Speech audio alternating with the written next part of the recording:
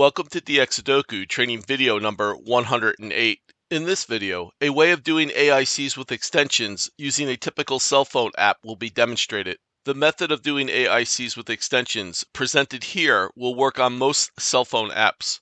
The cell phone app must be able to set and clear off possible candidates within each cell.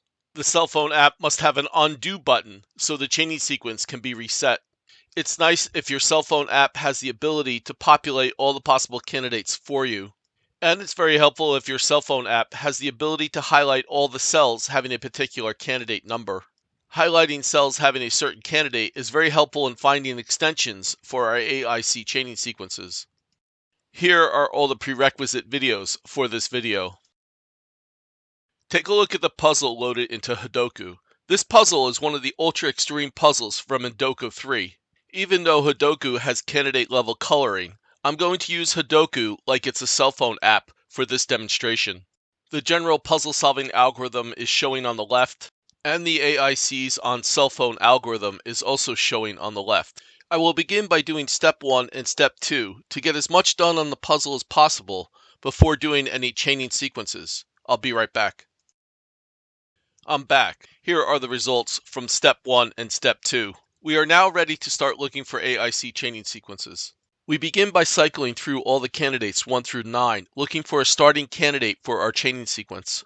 We need a candidate within a cell that is participating in at least one strong link relationship. And we want a candidate having a large number of target candidates for our chaining sequence. And we want a candidate that will have several strong links in the first few rounds of the chaining sequence, otherwise our chaining sequence will just stall. Consider the one candidate in cell 2,5 now highlighted. The one candidate in cell 2,5 participates in two strong link relationships now highlighted. But this is not a good choice because in the three shared houses with cell 2,5, there are no one candidates we can target with our chaining sequence. Based on the algorithm, I ended up choosing the 4 in cell 2,9 as our starting candidate for our chaining sequence. This starting candidate has 8 target candidates now highlighted. Target candidates are the same number sharing a house with the starting candidate. Or a target candidate could be a number in the same cell as the starting candidate, as long as that number is not participating in a strong link with the starting candidate. There are at least 6 strong links I can see right off the bat for our chaining sequence. So the 4 in cell 2,9 is a good choice as our starting candidate for our chaining sequence. Notice I am keeping paper notes. This technique is too hard to do without taking good notes on a piece of paper. You need to write down the starting candidate, and you need to write down each and every target candidate. We will be marking up the target candidate paper notes shown here with additional information later in the process. We are now ready to build out the chaining sequence.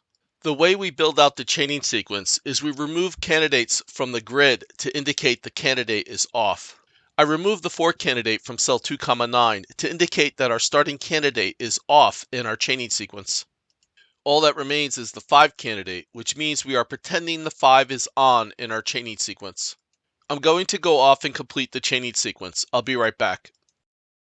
I'm back. At this point, we review each target candidate we wrote down in our notes.